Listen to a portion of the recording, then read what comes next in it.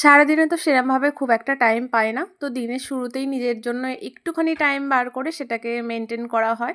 তো দেখতেই পাচ্ছ এখানে তোমরা, আমি একটু চুলটা বাগিয়ে নিচ্ছিলাম। আর ভীষণ গরম পড়ছে, যেহেতু চুলটা ছেড়ে কাজ করা অসম্ভব ব্যাপার। আর আমার যেহেতু চুলের লেন্থটা ভালোই বড় আছে, তো সেই জন্য চুলটাকে একটু আগে ঠিক করে নিয়েছিলাম, তারপর কাজগুলো সারবো। ও তো তার আগে এখানে একটুখানি আমি একটু ওয়ার্কিং করে নিলাম, যা যাতে আর কি একটু আর কি ফ্যাটটা কমাতে পারি। মানে ভীষণ পরিমাণে আমি ফ্যাট বেড়ে যাচ্ছে আমার। কি করব আমি বুঝতে পারছি না, এটার জন্য খুব আমি চিন্তিত আছি। তো আমি প্রথমে না ভীষণ রোগা ছিলাম ছোটোবেলায়, মানে আইবুড়োবেলায় আর কি। তো ভাবিনি কোনোদিনও যে আমার মানে পরিবর্তনটা এতটা বাড়াবাড়ি হয়ে যাবে। তো একটা সন্তান জন্ম দেওয়ার পর সবারই শরীরের স্ট্রাকচার চেঞ্জ হয়, সেটা খুব কম বেশি মানে সবাই আর কি জানো, সেটা আর নতুন করে বলার কিছু নেই।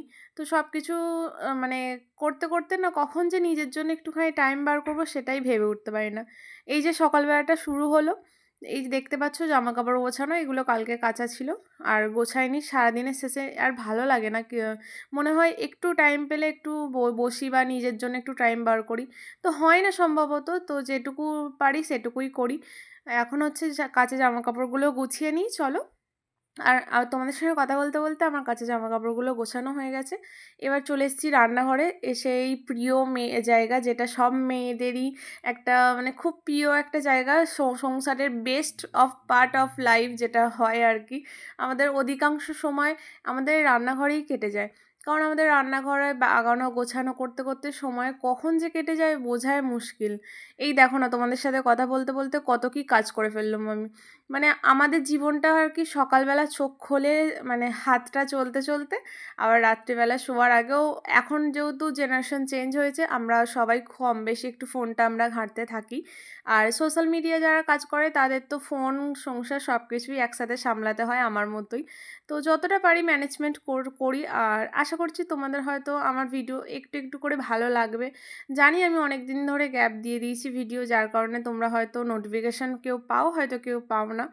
তো ঠিক আছে, আবার আস্তে আস্তে সেই জায়গাটা তৈরি করব। যেই জায়গাটা তোমার একবার হারিয়ে যায় না, সেই জায়গাটা তৈরি করতে অনেকটা মানে খাটুনি লাগে।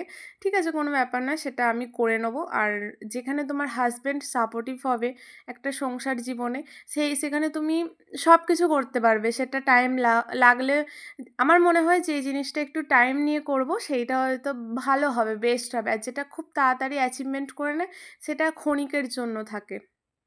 তো যাই হোক, তোমাদের সাথে অনেক গল্প করতে করতে দেখতে পাচ্ছ এখন আমি ঘরটা ঝাড়ু মেরে নিচ্ছি, একটার পর একটা কাজ করতেইছি। কিন্তু এখনও পর্যন্ত সকালে ওই একটু লস্যি খেয়েছিলাম, দেখলে ওই লস্যি খেয়েই আমি কাজগুলো সারছি। একটা দানা পর্যন্ত মুড়ির দানা বা ভাতের দানা কিচ্ছু এখনও পড়েনি।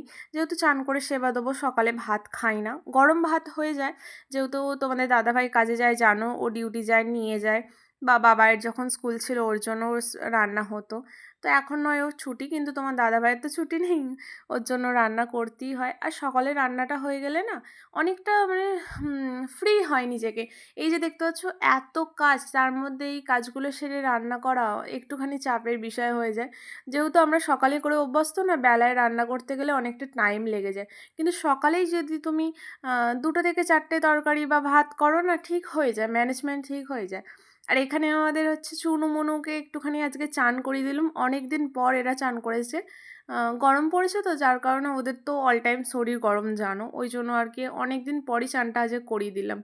আর সব কিছু সেরে এবার আমি একটু ভগবানকে ভক্তি করে ভক্তি মানে যার যে একটু যেরমভাবে পারবে ডাকবে, আমি আমার মতো করে ডেকে একটুখানি নিজেকে রেডি করছিলাম। আর এই যে সানস্ক্রিন এখন তো মাস্ট, যা গরম পড়েছে। এই যে আমার টাগলু ঘোরাঘুরি করছে, তোমরা সবাই দেখতে পাচ্ছ। এর পরেরটা খুব ইন্টারেস্টিং। আমি সরি, আমি হঠাৎ ফোন দেখছিলাম, ফোন দেখতে দেখতে মানে আমার সামনে একটা জিনিস এসে দাঁড়ালো। এরকম তাকিয়ে কি হলো ব্যাপারটা, তারপর ওর মুখটার দিকে তাকিয়ে দেখছি ওর টিপ পড়েছে, কত সুন্দর কিউট লাগছে দেখো তোমরা। চলে আসো, ওর খুব মেয়ে সাজার ইচ্ছে হয়েছে, শুনলেই টিপ পড়েছে।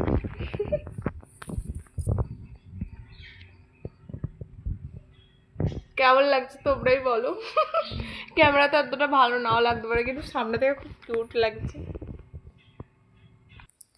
তো তারপর একটুখানি খাওয়া দাওয়া করে আর কি শুয়ে পড়েছিলাম। ঘুম থেকে উঠে চোখ মুখের অবস্থা দেখতে পাচ্ছ। আমি বেসিক্যালি ঘুমাই না, কিন্তু বাবার ছুটি পড়ার পর ঘুমিয়ে পড়ছি। তো সন্ধেও হয়ে গেছে, সন্ধেবাতিও দেখিয়ে দিয়েছি। আর এটা আমার ছোট্টখাট্টো সংসারের ছোট্টখাট্টো ঠাকুর। তো আজকের ব্লগটা এইটুকুই, আশা করি তোমাদের খুব ভালো লেগে থাকবে। এখন হচ্ছে মানে রাত হয়েই গেছে, আমার রান্না কমপ্লিট হয়ে গেছে। একটু পরেই খেতে বসবো, তোমরা দেখতেই পাবে। তো আজকের ব্লগটা এইটুকুই। আজ তোমার যদি কিছু ভুল ত্রুটি আমার মনে হয়, অবশ্যই আমাকে কমেন্ট করে জানাবে। আর ব্লগটি কেমন হয়েছে সেটাও কমেন্ট করে জানাবে। চলো টাটা, সবাই ভালো থেকো, সুস্থ থেকো আর প্রিয়জনের সাথে থেকো।